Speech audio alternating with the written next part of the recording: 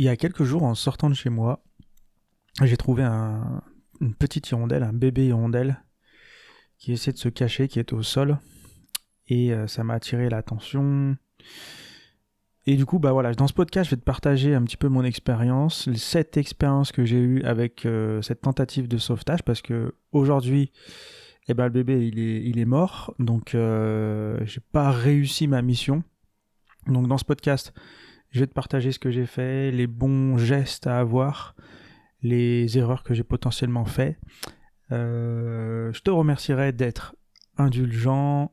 Voilà, s'il y a des insultes ou autres dans les commentaires, parce que je sais que la plupart des gens qui me suivent, là, vous êtes bienveillants, mais je sais qu'il y en a qui sont un petit peu la police de la bien-pensance. Donc voilà, ça sert à rien de mettre des commentaires pourris, ils seront effacés. Et voilà, le but, c'est pas... le but, finalement, c'est de partager mon expérience. Si ça vous arrive, là, si vous êtes en train d'écouter ce podcast, peut-être que c'est ce qui est en train de vous arriver, vous avez trouvé un bébé hirondelle. Dans ce podcast, on va voir mon expérience, je vais vous donner quelques conseils et tout ça. Mais avant tout, je vous invite quand même à retrouver dans la description, je vous mettrai le lien vers une vidéo, j'ai oublié, je crois que c'est une vidéo de la Minute Nature, enfin je sais plus exactement. Et voilà, dans la description, il y aura le lien vers une vidéo qui vous expliquera, voilà, en moins de 5 minutes, les points clés à retenir, les bons gestes, qu'est-ce qu'il faut faire quand vous trouvez un oisillon. Là, on va être dans un format podcast, plus partage d'expérience, et donc ça sera un petit peu plus long, donc si vraiment c'est urgent, allez dans la description, il y aura tout ce qu'il faut. Et puis voilà, c'est parti. Donc en gros, je sortais de chez moi, c'était il y a quelques jours, je sortais de chez moi, et du coup, en sortant, je vois au pied, je vois une hirondelle par terre. Alors voilà, c'est pas exactement devant chez moi, c'est un petit peu plus loin en fait. Il y a donc un bâtiment qui, voilà, il y a eu des travaux il y a pas très longtemps, donc du coup on a fait mettre pas mal de nids d'hirondelles. Je vous inviterai à aller écouter un autre podcast qui s'appelle Quand enlever un nid d'hirondelle que j'ai fait, où je vous explique justement comment est-ce qu'on fait quand il y a des travaux pour faire mettre des nids d'hirondelles de substitution, c'est-à-dire des nids qu'on va faire artificiels en fait, pour permettre aux hirondelles de nicher quand elles reviennent de migration. Si par exemple il y a des travaux pendant un hiver, il y a des travaux et du coup il y a des nids d'hirondelles qui sont supprimés, c'est hyper important de mettre des nids d'hirondelles de substitution, parce que quand les hirondelles reviennent de migration, elles ont besoin d'avoir leur nid, un nid du moins, à disposition tout de suite pour faire leur nicher. Donc bref, en gros devant ce bâtiment il y a une quinzaine de nichoirs de substitution. Et donc je vois les hirondelles tous les jours depuis quelques semaines là, elles font les allers-retours, elles nourrissent les petits, et donc je vois au sol une petite hirondelle. Alors déjà, ce qu'il faut savoir, c'est que il faut tout de suite regarder est-ce que l'hirondelle est blessée ou pas. Et si elle est blessée, là on va tout de suite appeler une association de sauvegarde de la nature. Voilà, après j'ai essayé donc là, la hirondelle visiblement que j'ai vue, moi, elle n'était pas blessée. Elle essayait juste de se cacher, mais elle était vraiment au sol, et elle essayait de se cacher dans une interstice d'un muret qui avait pas très loin. Elle essayait de rentrer dedans, mais voilà, je voyais très bien qu'elle allait arriver à rien du tout. Elle était en plein soleil, pas très loin, donc il y avait un grand croisement routier avec pas mal de passages de voitures. Il y a souvent des chats autour de chez moi aussi. La nuit, ils me font des concerts toute la nuit, les chats. Donc voilà, je me suis dit, elle a zéro chance de survie, quoi. Soit elle va aller sur la route, elle va se prendre une bagnole. Ce soir, il y a un chat qui va passer, donc il faut que je fasse quelque chose. Ça aurait été peut-être dans la nature, je vois, voilà, une petite hirondelle. Et franchement, elle avait l'air d'être adulte déjà, quoi. Elle avait vraiment ses plumes, elle bougeait, mais le truc, c'est qu'elle volait pas. Parce qu'il faut savoir que, on en reparlera plus tard de ce truc qui fait qu'elle volait pas, en fait. Et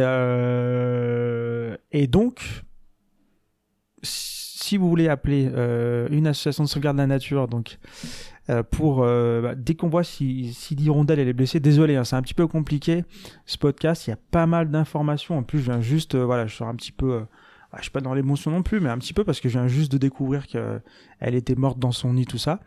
Et puis du coup, c'est un podcast un petit peu particulier où Voilà, je suis pas là en train de dire ouais, j'ai réussi à sauver l'hirondelle, tout ça. Non, j'ai loupé ma mission. Et en même temps, j'ai envie de donner le maximum d'informations, le maximum de détails. Donc c'est un petit peu compliqué, ça va partir un petit peu dans tous les sens. Vous m'en voudrez pas, mais en tout cas, si c'est urgent, allez voir la vidéo dans la description et là vous aurez toutes les infos. Ça sera beaucoup mieux. Donc là, je vais vous expliquer tout ce qui s'est passé, tous les gestes et les erreurs à pas faire. Et donc voilà, donc première chose, j'ai vu que le bébé, l'hirondelle n'était pas en sécurité, elle n'était pas autonome niveau en vol, quoi, elle s'envolait pas, elle était en train de chercher une cachette au ras du sol. Je me suis dit, ça c'est pas normal, un oiseau qui veut se cacher au ras du sol, il y a un problème, donc il s'est pas volé. Mais en même temps, il a un aspect, je sais pas, il a au moins 3 semaines, hein, toutes ses plumes de développé, les couleurs, une belle taille, enfin voilà, les yeux bien ouverts, tout allait bien, sauf qu'elle était au sol, et voilà, pas blessée, rien du tout. Donc, ce que j'ai fait, je me suis dit, il faut que je la mette en sécurité. Alors, faut que je la mette en hauteur. Tout de suite, je me dis, ouais, il faut que je la mette en hauteur, qu'elle soit en sécurité. Après, je me suis dit, bon, après, si je la mets en hauteur, elle s'est pas volée, elle va tomber. Enfin, c'est un petit peu compliqué. Donc, du coup, ce que j'ai fait, c'est déjà un premier temps. Je me suis rapproché. Je me suis dit, tiens, je vais déjà voir qu'est-ce qui va pas, qu'est-ce que c'est. Déjà, je savais même pas ce que c'était. Tu vois, c'est une hirondelle, tout ça, le nid. Tac. Donc, je la prends.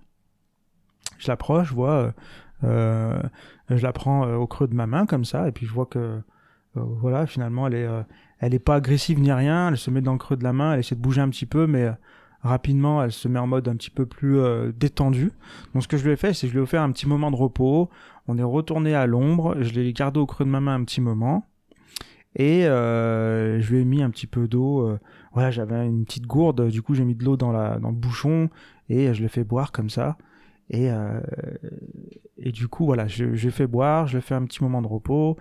Et puis, voilà, puis je suis allé chercher entre-temps aussi une petite pipette, vous savez, les petites pipettes d'arboristes, là, ou autres, hein, les petites pipettes où on peut faire goutte à goutte, quoi. On peut prendre de l'eau et au goutte à goutte faire sortir de l'eau, quoi. Donc, je lui ai mis une petite pipette pour lui donner à boire, c'est beaucoup plus facile. Et donc voilà, donc j'ai appelé aussi entre-temps des connaissances qui travaillent justement dans des associations de sauvegarde de la nature. Donc pour info, quand il se passe ça, on appelle soit la LPO, donc la Ligue pardon, pour les oiseaux, soit on appelle une association de défense de la nature, on cherche ça, vous cherchez sur internet, association de défense dans la nature, de la nature dans votre département ou autre, et vous allez tomber sur des numéros, vous cherchez le plus près, et ou sinon vous pouvez appeler aussi un vétérinaire si vraiment vous n'avez pas d'infos, et si vous cherchez aussi, vous pouvez aller aussi sur le site qui s'appelle ufcs.fr. Je crois, je mettrai le lien dans la description. Sinon, demandez-moi en commentaire si j'ai oublié. Donc, c'est un site internet où il y a tout recensé au niveau des associations de sauvegarde de la nature. Donc, ufcs.fr. Et donc, voilà. Donc, moi, je la récupère, je lui donne un petit peu à boire. Et donc, j'appelle cette association. J'appelle une collègue, là, une amie. Et je lui dis, voilà, je lui explique la situation. Et encore une fois, c'est pas parce que vous allez trouver une petite hirondelle que ça sera les mêmes conseils que je vous donnerai ou qu'une association vous donnera. Là, vraiment, c'est plus important de téléphoner directement à des pros, de leur expliquer la situation, votre contexte en détail, parce que si c'est un petit bébé, si en plus il est blessé, ça peut être différent. Donc, dans mon cas, elle m'a dit, vu qu'il est presque adulte, il faut savoir que les hirondelles, souvent, elles savent voler, mais quand elles sont au sol, elles savent pas redécoller. Donc là, elle me dit peut-être qu'il est tombé du nid et que finalement, il s'est un petit peu volé, il pourrait rejoindre son nid et que quand il est au sol, il n'arrive pas à redécoller. Donc, elle me dit, ce qu'il faut essayer, c'est soit essayer de le faire revoler pour qu'il puisse rejoindre son nid, soit lui appeler une association et le faire venir récupérer par une association, ou sinon le remettre dans son nid tout simplement. Donc ce que j'ai fait ok, on va essayer de faire ça, le faire voler, on va trouver un endroit où il va pas se faire mal, tout ça. Donc ce que j'ai fait, on a continué à lui donner à boire, parce que j'étais avec un ami, avec Romain, pour ceux qui connaissent. Et j'étais donc, on lui continuait à lui donner à boire et à lui donner un petit peu de repos. On l'a mis dans une boîte finalement, un petit peu au chaud, dans une boîte avec à boire. Et donc on a dit, bah vas-y, on va essayer de lui faire un vol. Donc, on lui donne encore à boire. Elle veut pas, ça dépend, mais en fait c'est marrant parce que dès qu'on leur donne à boire, tout de suite ils ont un regain d'énergie, ils vont faire des trucs et tout. Donc on a dit on va lui donner à boire et tout de suite après quand elle va avoir la pêche comme ça, on va essayer de la faire voler. Donc on trouve une piste d'atterrissage ou de décollage, on savait pas trop, mais on trouve un endroit, voilà, c'est un jardin sauvage qui est à côté justement, qui est dans la direction du nid. C'est un voisin d'une voisine, enfin un jardin d'une voisine, et donc c'est parfait quoi. S'il s'envole, il a plus qu'à aller finalement vers son nid après. C'était parfait quoi. Et en plus donc le jardin n'avait pas été tondu de la saison, donc il y avait des plantes hyper hautes, des fleurs, tout ça, donc il allait pas se faire mal, donc nickel. Donc ce que je fais, on fait décoller donc l'oiseau. J'essaie de le faire décoller et il s'envole très bien. Donc voilà, il s'envole super bien. Mais on voit qu'il n'arrive pas à prendre de la hauteur. En fait, il atterrit en douceur, quoi. Son truc, c'est il atterrit en douceur et donc il retombe dans l'herbe. Je fais bon, bah, tant pis, c'est pas volé.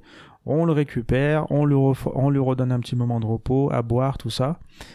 Et donc voilà. Mais le problème, c'est qu'on n'avait pas, avec mon collègue, on n'avait pas toute l'après-midi devant nous pour s'occuper du bébé.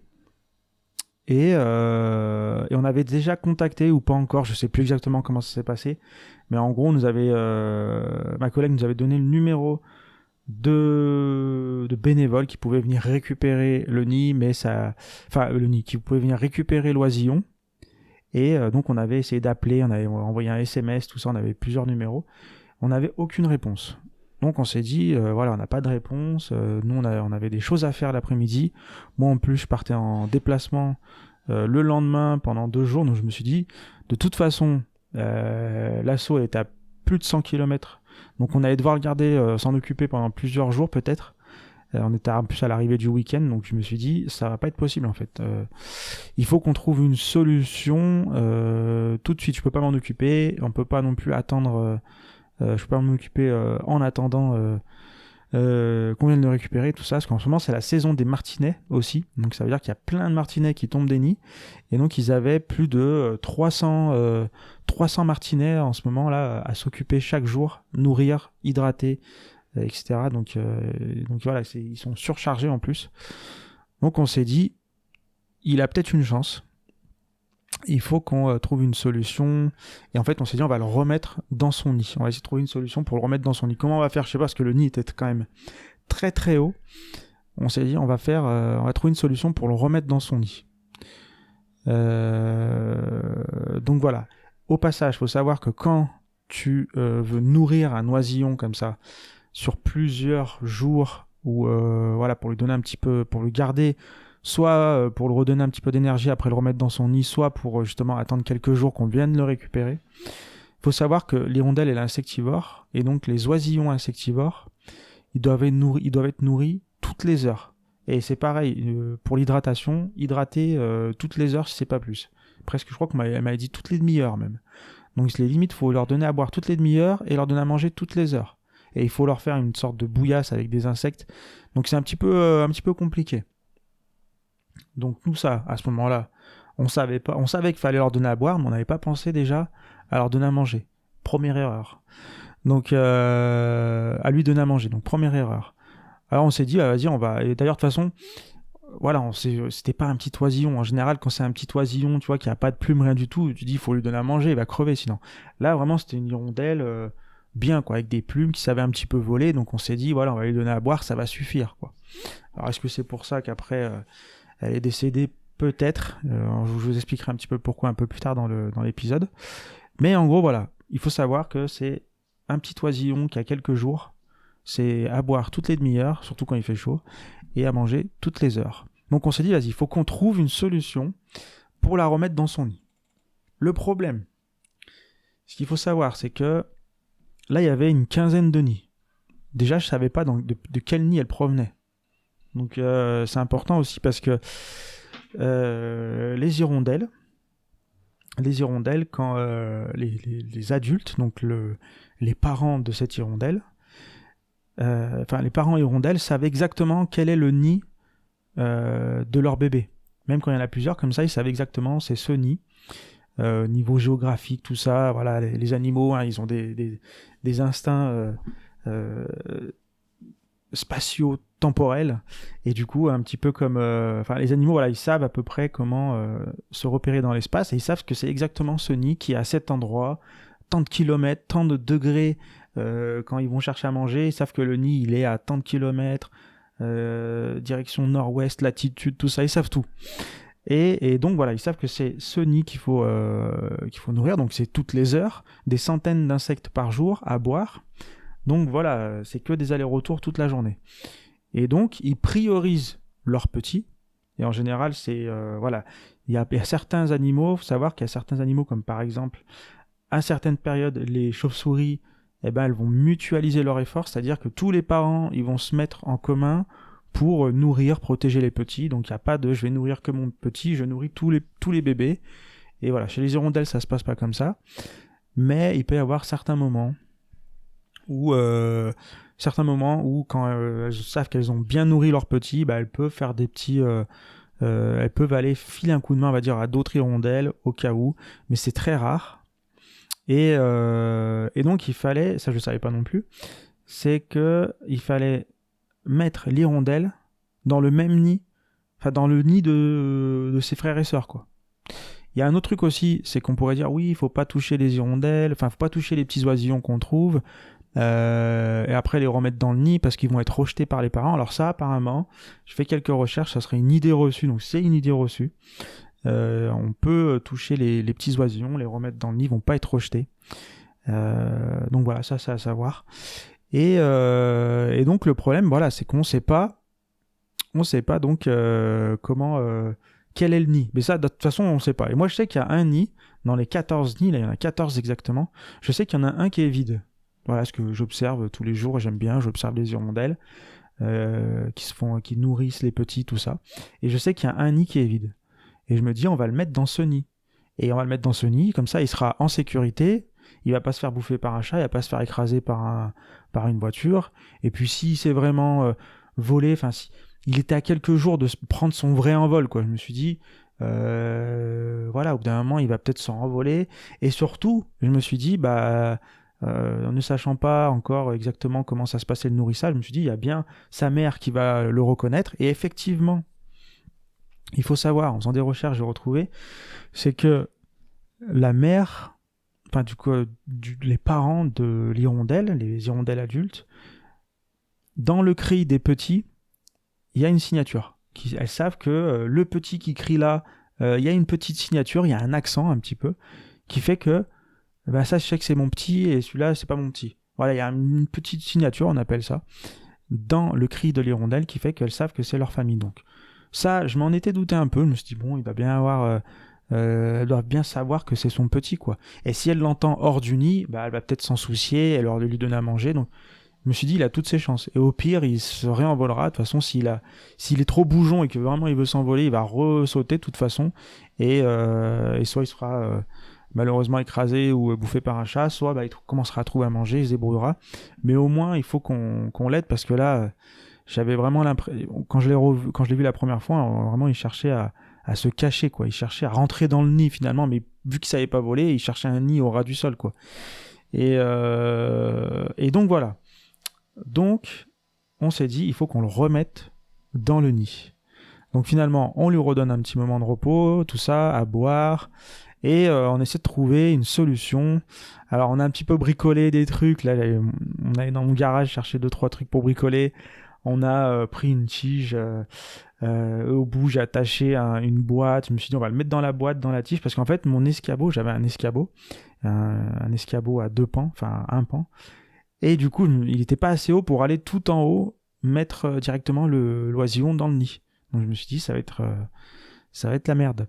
Et donc j'essaie de fabriquer une tige avec une boîte. Je me suis dit, je vais monter en haut de l'échelle et je vais aller mettre la boîte devant le nid et lui il va rentrer dedans et tout va bien se passer. Ça s'est pas du tout passé comme prévu, il a pas voulu sortir de la boîte en haut, donc il fallait trouver une autre solution. Bref, on le remet dans la boîte, enfin on le remet à l'abri, on lui redonne à boire, tout va bien. Et donc ce qu'on fait, on trouve la solution. En fait, il y a mon voisin, enfin au-dessus de chez moi, il n'y a plus personne qui, en ce moment, l'appartement n'est pas loué. Et donc, il y a un balcon. Et on avait 2 échelles.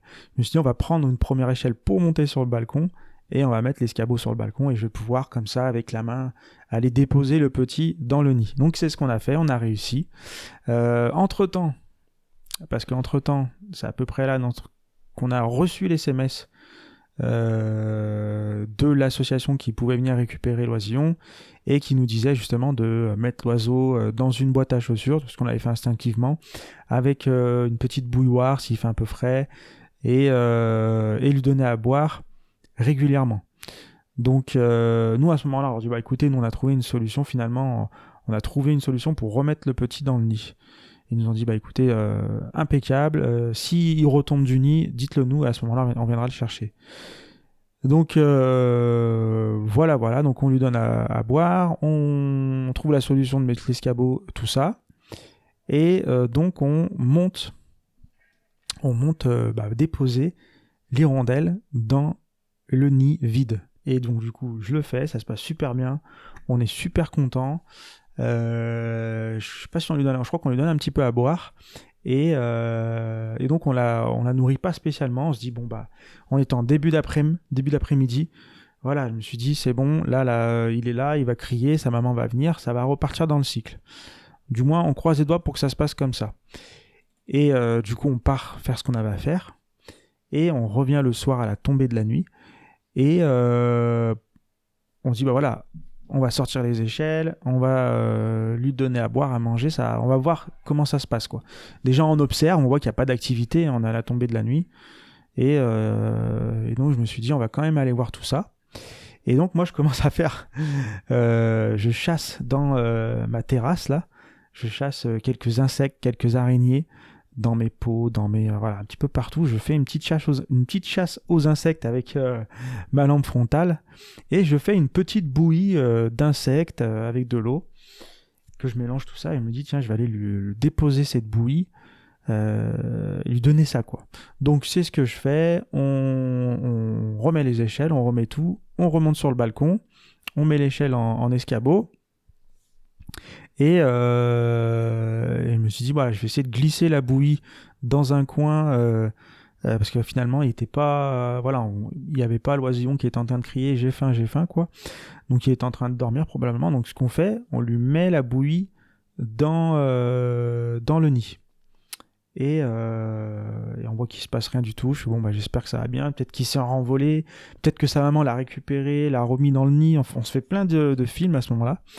Et donc je me dis bon bah on va laisser comme ça, on essaie de mettre là, oui j'essaie de filmer à l'intérieur avec mon téléphone portable, on arrive à voir qu'il y a une boule de poil, donc on se dit c'est bon il y a une boule de poil, il se passe quelque chose, donc il est là on a l'impression, parce que moi je savais qu'il était vide, donc s'il y a une boule de poil c'est qu'il est présent, donc on était content, on se dit bon bah il doit être là, on remballe tout, l'escabeau, l'échelle, on range tout ça, puis on regarde un petit peu, on discute en bas du nid, et à un moment on entend l'hirondelle qui commence à se réveiller, et ça vient bien du nid. Et on la voit bouger, sortir la tête, sortir la queue, chier un coup par-dessus le nid. Et on se dit, bah c'est bon, elle est encore vivante, c'est nickel. Elle va pouvoir manger. Puis on l'entend bricoler dans le nid, tout ça. On se dit, ah bah elle est en train de manger, c'est nickel, super. Tout va bien jusqu'ici. Et puis, comme je disais, moi le lendemain, déplacement. Donc je suis pas là pendant 48 heures.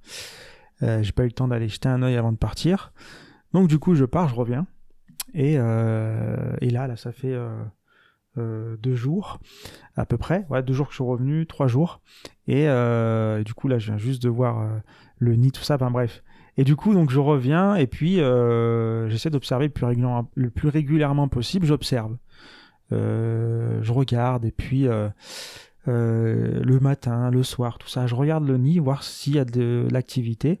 Et bizarrement, toutes les hirondelles, je sais pas pourquoi, à chaque fois que je viens, il n'y a plus trop d'activité. Voilà, c'est des cycles comme ça dans la journée, elles sont tout le temps actives, mais il y a des moments où c'est un peu moins actif. Et à chaque fois que je regarde, je reste un petit peu, puis bon, il n'y a pas d'activité. Je me dis pas que c'est spécifiquement parce que le petit oisillon est mort, je me dis, en ce moment, il n'y a pas d'activité, parce que tous les nids sont inactifs. Il y a peut-être de temps en temps un petit oisillon, j'entends un petit oisillon, il y a une hirondelle qui vient de nourrir, mais sans plus. Et donc j'observe, et puis je vois, et puis j'attends. Et d'ailleurs, pour avoir un truc intéressant, enfin bon, je me suis dit, ça serait bien que j'ai une caméra endoscopique, c'est une caméra comme un bâton que tu mets dans le nid, et que ça, je pourrais voir à l'intérieur tout ça. Je me suis dit, ça serait bien que j'ai ça, mais finalement, j'ai pas cherché plus loin. Voilà, je me suis dit, de toute façon, moi, j'ai fait tout ce que je pouvais. J'ai nourri, j'ai hydraté l'oiseau, je l'ai nourri un petit peu, je l'ai remis dans un nid. Donc maintenant, c'est aussi aux hirondelles entre guillemets, décider ou pas si elles vont le nourrir, si il va re-rentrer dans le cycle, quoi. Surtout que là, ils sont vraiment à quelques jours de prendre leur envol, ou quoi. Ils sont déjà bien développés, je crois qu'ils sont à plus de 3 semaines, hein. Donc voilà, je me suis dit, elle pourra peut-être le nourrir, on verra. Et moi, je peux rien faire de plus. De toute façon, vu que je suis parti après 48 heures, si elles avaient décidé dès le lendemain de pas le nourrir, de toute façon, je suis revenu 2 jours après. Si le bébé était mort, moi je pouvais rien faire, quoi. Ça servait à rien que je continue à nourrir, à monter, à vérifier, à surveiller. Donc voilà, je regardais un petit peu. Et là, aujourd'hui, j'ai décidé de monter voir. Donc j'ai repris l'escabeau, l'échelle, le balcon, tout ça, j'ai tout mis en place. Je suis monté voir et donc voilà, j'ai essayé de mettre un petit peu d'eau, tout ça et tout. Et au dernier moment, j'ai mis la main à l'intérieur pour voir si elle était toujours là, si c'était pas envolé. Et du coup, j'ai senti quelque chose. Je l'ai sorti. Effectivement, le petit oisillon est décédé dans le nid comme ça. Donc voilà, pourquoi il est décédé, pardon.